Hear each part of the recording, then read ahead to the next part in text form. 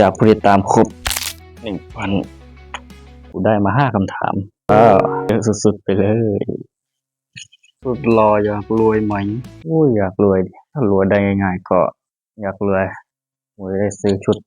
ทำคอนเทนต์ต่อเล่นมากี่ปีแล้วครับฮัลโหลไมค์กูยังได้ยินไหมเนี่ยผมจริงจังมาได้4 เดือนก่อนหน้านั้นก็มีนิดๆหน่อยๆทำยังไงให้มีวินัยครับทำในวันที่ไม่อยากทำครับอย่ารอแต่วันที่มีไฟเพราะนั่นคือสิ่งที่ผมเคยทำมาก่อนอย่ารอแต่แรงเอาง่ายๆมึงไม่อยากทำมึงก็ทำชื่ออะไรผมชื่อลิงแต่ว่ามันเป็นชื่อที่กากมากครับผมอยากได้ชื่อที่เท่กว่านี้เอาแบบ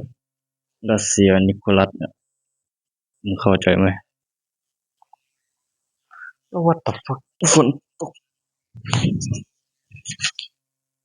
มึงคิดว่ามึงเฟี้ยวมากมายวะไอ้ทุ่มมาล่าโอ้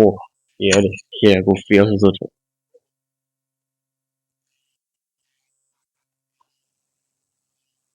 โอเคจบแล้วคอมเมนต์แต่ละอันนี่แบบไอจีทั้งนั้นชื่ออื่นไม่ถามเลยวะแล้วกูก็ไม่น่าจะได้ทำอีกยาวเลย